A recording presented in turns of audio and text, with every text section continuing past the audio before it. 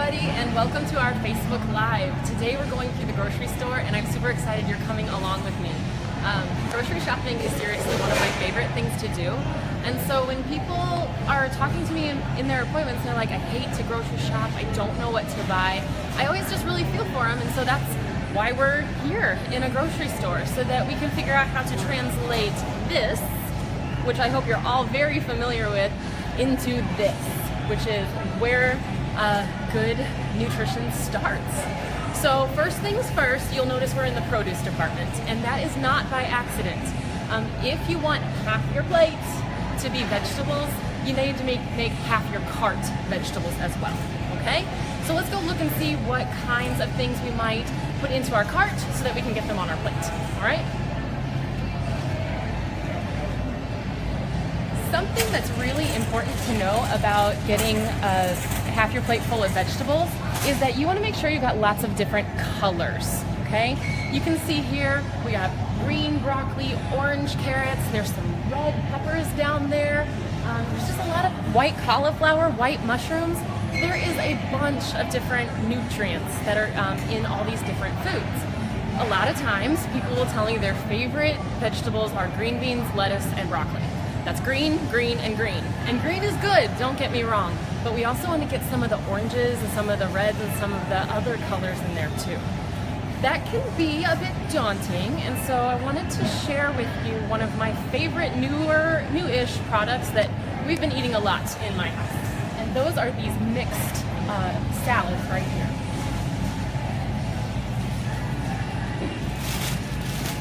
These mixed salads, you can see, we got orange, we got purple, we got green, we got white. Everything you need to make the salad is right here in the bag. About half of the bag would be somewhere in the neighborhood of 2 to 3 cups. And so if you think about it, if you buy one of these and split it into 3, bring it to work and split it into 3, you'll have your vegetables for your lunch 3 days in a row, and you only had to pack it once. So that's something that makes it a little bit easier, especially if you're really struggling getting those vegetables in at lunch.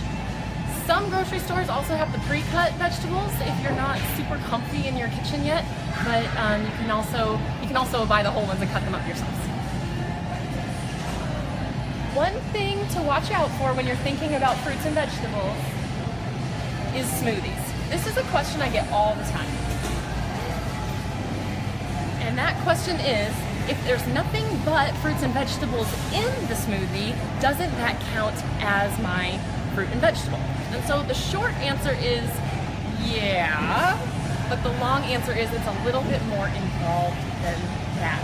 First things first, let me find one that's got a little bit more vegetable. All right, we got our green kale smoothie. All right, so you look at the label, it's like, ooh, there's kale, oh, it's spinach, there's cucumber. No sugar added. This has got to be great for me, right? But let's flip this over and really look. One of the things that is great about vegetables is that that's where a lot of our fiber comes from. Well, take a look at how much fiber is in this smoothie. 0. And that's because fiber is not liquid. In order to get all of those vegetables into this bottle, they took the fiber out. Another thing to look at is the calories. There's almost 200 calories in this smoothie, and I'm not being mean to Naked Brand, but just something to think about. If your goal is really to use this balanced plate model to help you increase your wellness and decrease weight, then you need to be paying attention, and getting your vegetables in their whole form is going to be the best way to do that. All right. So let's move down our plate and talk about some proteins, shall we? And that's right over here. One thing to think about whenever you're grocery shopping is starting in the produce department and then going around the outsides of the grocery store. And that's because a lot of good, nutritious foods, minimally processed foods, are going to be stored along the edges of the grocery store. Unfortunately, to get to the meat, we have to go through the bakery.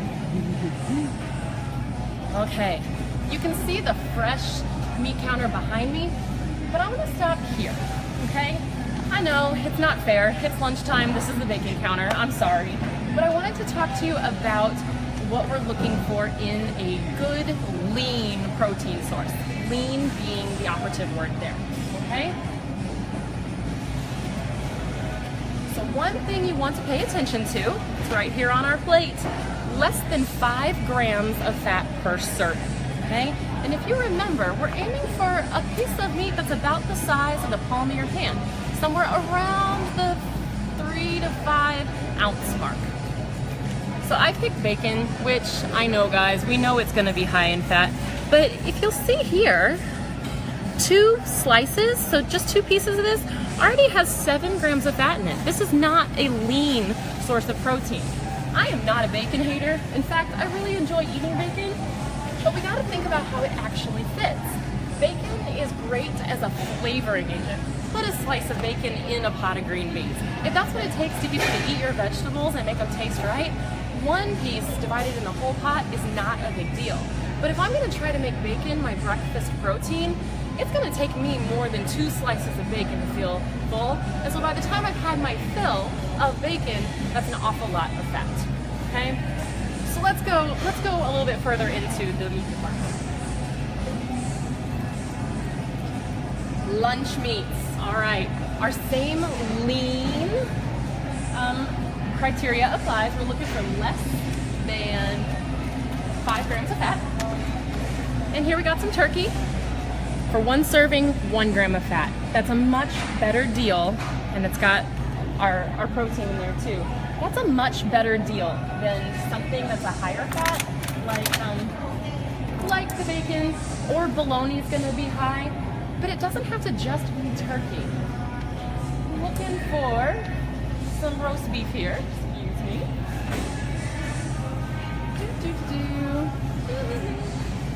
Let's go a little bit farther down the aisle. It's a little bit embarrassing. The professional grocery shopper got lost in the grocery store. But suffice it to say that it's okay to have some deli roast beef as well. It's going to be most likely under that 5 grams of fat, but you just find the brand that you like and look at the label yourself, all right? All right, let's go onward. Stay into the perimeter of the grocery store. We're sticking on the edges. We're gonna go to the dairy counter next. It's right around the corner here, you guys. Another thing I get questions about a lot is yogurt. There is a million different kinds of yogurt on the market today, and so it's good to know what you're really looking for when you're trying to pick out a yogurt. As you can see here, the yogurt selection is plentiful, and the same thing applies when we're talking about yogurt as when we were talking about protein. We want to make sure we're getting a good lean source of protein, or lean dairy. And the added thing we want to start looking for is sugar, okay? Let's see, what do you guys want to have today? How about some Curry Farms?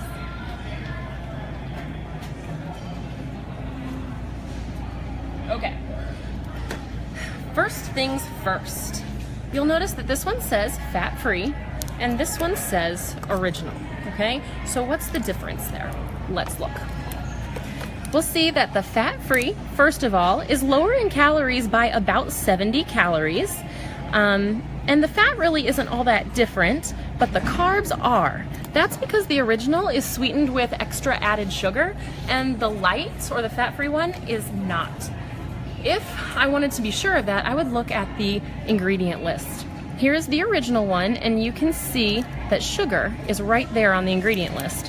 Whereas if I look over here, this one has sugar as well, but it's farther down on the list. Ingredients on nutrition labels, or ingredients on food labels, are put there in order of most to least. So the number 1 ingredient in both of these is low-fat milk in this case, skim milk in this case, but sugar is a higher one in this one. This guy has probably an artificial sweetener, so if that's something you're worried about, then you want to start looking for those ingredients too. Okay? Neither one of these products is bad, you just need to know what you're getting whenever you buy food. Now this product is something, and again, I'm not picking on the brand itself, but it is Australian style yogurt, okay? And so the thing about, see it says Aussie culture. We flip this guy over, it's not a very big container, servings per container, 1, that's handy, but there are 11 grams of fat here. This style yogurt is made with a lot higher fat content milk, and it's also got quite a bit of added sugar, which we can see on the ingredient list here. So you're getting quite a lot more calories from fat and added sugar than you are with some of the other brands. I'm gonna put this back so it doesn't get too warm.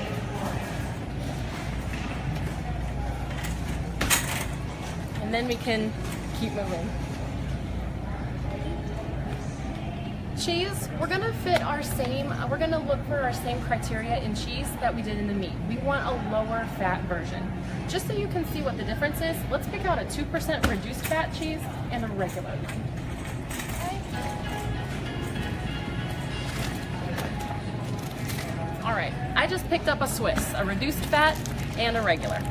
The reduced fat Swiss, 4 total grams versus 5, so that difference really isn't all that much. But you'll see that this regular version of cheese has more saturated fat. And so if I was picking one out, I would go for the lower fat cheese because we want to keep our intake of saturated fat low. But the total difference in calories was about 10 calories in Swiss. For something like cheddar, it's going to be a little bit higher. Could be like 20 or 30 calories per slice, which, if you think about it, if I'm eating 1 slice of cheese, isn't that big of a deal. But if I'm having cheese on my eggs at breakfast, and then I'm putting 2 slices on my sandwich at lunch, and then maybe I'll have another cheese stick for a snack later on in the day, and then maybe there's cheese in something like on my broccoli that I'm having for dinner, that's a lot of cheese over the course of a day, and that can add up. And so that's why I recommend reduced fat cheeses when possible. Again, we're going to keep our grocery store happy for hosting us today, and so we're going to put everything back exactly where we want. All right, onward to the frozen meals, okay? One question I get a lot whenever I'm talking to people about frozen meals is, what about the sodium?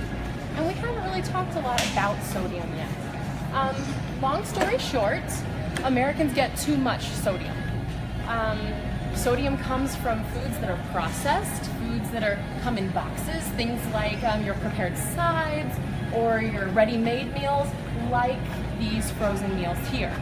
So we need to be thinking about sodium more as a trend. If most of the foods on your plate are not packaged, if most of the foods on your plate are fresh fruits and vegetables, minimally processed carbs here, then your sodium in general is probably going to be lower than the average Americans, which is good.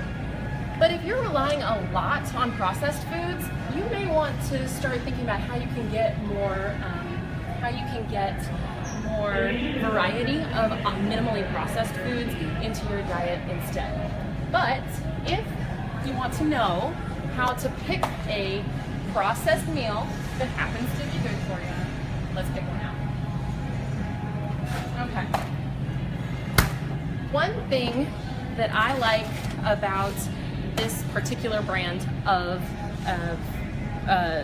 frozen meals is, and it's the Simply brand for Healthy Choice, is that its ingredient list is a lot shorter than some of the other brands of frozen meals out there.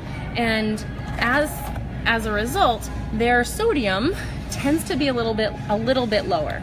It's still going to give me 20% of my total sodium for the day, but if this is the main part of my meal, it would make sense that I was having 20% of something at 1/3 of the biggest eating opportunities in the day, right?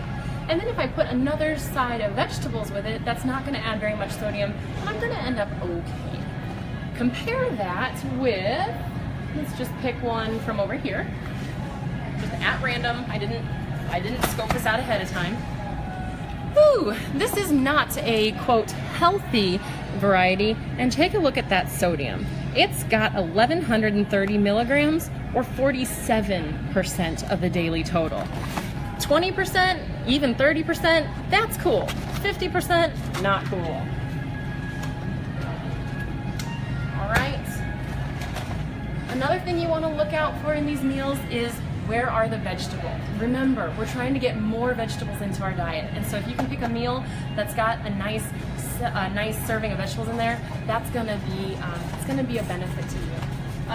Some of the pasta meals are gonna be mostly noodle, which isn't a problem if that's what you're using for your carb choice. You just gotta think about, where do these meals fit? This one's got potatoes, so that's my starch. It's got some chicken. It's also got a few green beans in it, so it's gonna have a little bit of everything. I'd put maybe part of my salad with it that I showed you earlier, and I would call that a meal. All right, so that is basically the edges of this grocery store. Got 2 more places I wanna go. I wanna talk about bars, and I wanna talk like protein bars, and I wanna talk about cereal. So let's go find those.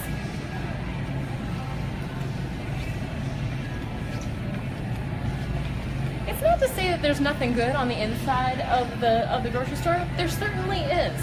But if I'm trying to fill my plate with minimally processed, high nutrient foods, the majority of my grocery shopping probably can get done in the produce department, the meat department, the dairy department, and maybe the frozen section. So let's look. Here we go. Aisle 8 is our cereal aisle. So let's go down and see what's cooking. Okay. If I am trying to pick out a cereal, I first of all want to think, okay, what am I using this cereal for? If I look at my balance plate, chances are most cereals are gonna fit here, okay? Now, if we're not getting vegetables at breakfast, which is okay, cereal is only gonna be half of what I need. There are higher protein cereals that are available, but not all of them have enough protein to really count for both. So if I'm having just kind of an average breakfast cereal, I need to remember that I gotta put a little bit of protein with it as well. And then if you're putting milk on your cereal, that's gonna be our side item up here. All right, so let's look. What do you guys think you might like? Let's just pick another few at random. Raisin Bran. All right, that's good. High fiber, right? It's got bran. And let's look at some cornflakes. All right. First of all, let's start with the healthy one, right? Okay. First things first, what do we know about this? It's got some whole grain wheat and bran made with hundreds of juicy raisins. So I got a little bit of fruit in there too. Let's look, okay? The serving size is 1 cup. That's a pile that's about as big as my fist, okay? So what I need to ask myself is 1 cup, 1 fist size, going to be enough for me for a meal? Probably not, which is why I'm going to add that extra protein off to the side. If I'm trying to fill up on cereal, I'm probably gonna have 2 fistfuls, or maybe even 3, depending on how hungry I am, and then I'd have to multiply all this stuff by 2 or 3. Calories, 190. It's a little steep for cereal. We'd probably want to keep this closer to about 100 to 150. Let's find out why. It's not coming from fat. Ooh, there we go. It's not coming from protein. It's coming from my carbs. And it makes sense that it would have some. It is wheat. But let's investigate further. All right, so we got our whole grains, we got our raisins, bran. Here we go. We got quite a bit of sugar involved in here. And we can come up here and look, 19 of this 47. So about somewhere between a half and a third of the carbs in this are coming from sugar. And that's because the raisins in here are coated with a sugar syrup. This is probably not the best choice for a everyday cereal because of that. Especially if I'm eating 2 or 3 servings full, right? If it's a once in a while and I'm putting some protein with it, it would probably be all right. These cornflakes, here we go. We're getting closer here. 100 calories for the same portion, about a cup. 24, so about half the carbs of that one, and only 3 grams of sugar. This is probably gonna be a little bit, this is gonna be a food item that's gonna fit a little bit better within this section of my plate. Okay? And I'm not, like I said, I'm not saying you have to get cornflakes or you should absolutely not eat Raisin Bran. I'm just trying to show you that these are real products, and these are kind of how you would decide between one product or another. I do not believe that there are any protein bars in this aisle, but let's come down here and look at what else is for breakfast.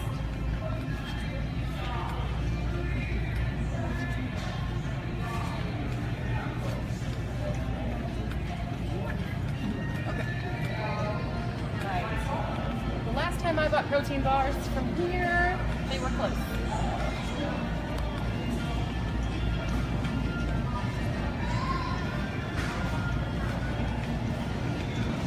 I think they're closed. Ah, here we go. Okay. So, protein bars versus granola bars. The great big question, all right? How would you tell the difference? Well, a protein bar has protein in it, and a granola bar is probably mostly grain, so mostly coming from this section of the plate. In a bar, I like to look for at least 5 grams of protein and at least 3 grams of fiber in order to make it a complete snack that's got some fiber and some protein together, okay? And so, just pick out a couple.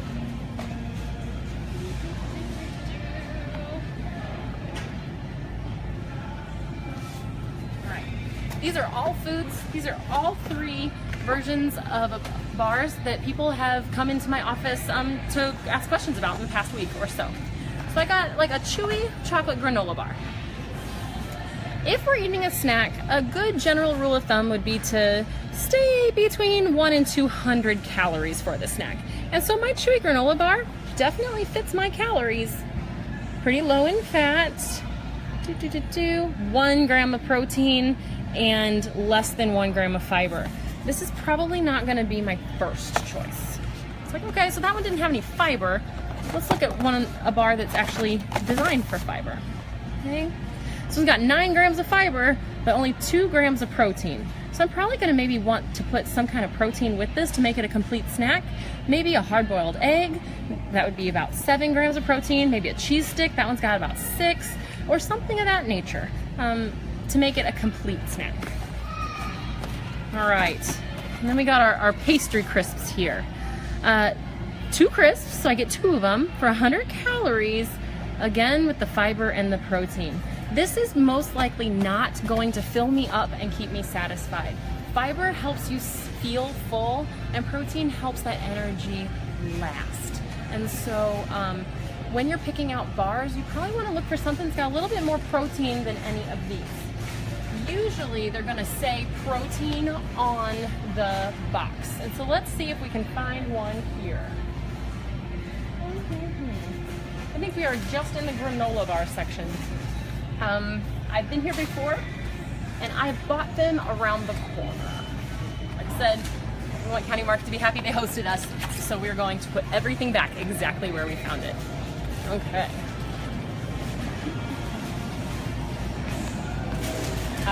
The end cap has all of the protein bars on it. All right, so you may be familiar with some of these brands. This is one that we talk about a lot, a Think Thin bar. And we also talk about Quest. All right, so let's look at how these guys compare. I just picked the chocolate one. That's one that's very popular with our folks. 1 to 200 calories. Cool. Let's go down to 20 grams of protein. That is, that's definitely more than the 5, and 13 grams of fiber. So honestly, if you split this guy in half, you would have 90 calories, 6.5 grams of fiber, and 10 grams of protein. So you could make this into 2 snacks or maybe part of a meal.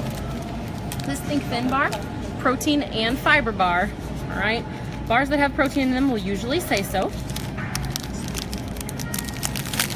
Okay, between 1 and 200 calories, 5 grams of fiber, and 10 grams of protein. So this one would probably work the whole bar for a snack. I might split this Quest bar though between 2 snacks. If I was using it as my breakfast though, fit quite nicely as my fiber and my protein. Remember, at breakfast we're not necessarily aiming for vegetables, so I could put maybe a yogurt or some fruit with this Quest bar, and that would be a good breakfast on the go.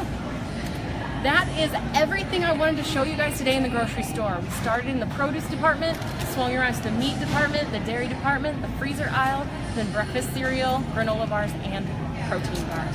Thank you so much for coming along. Let's do this again sometime. It was very, very fun. See you.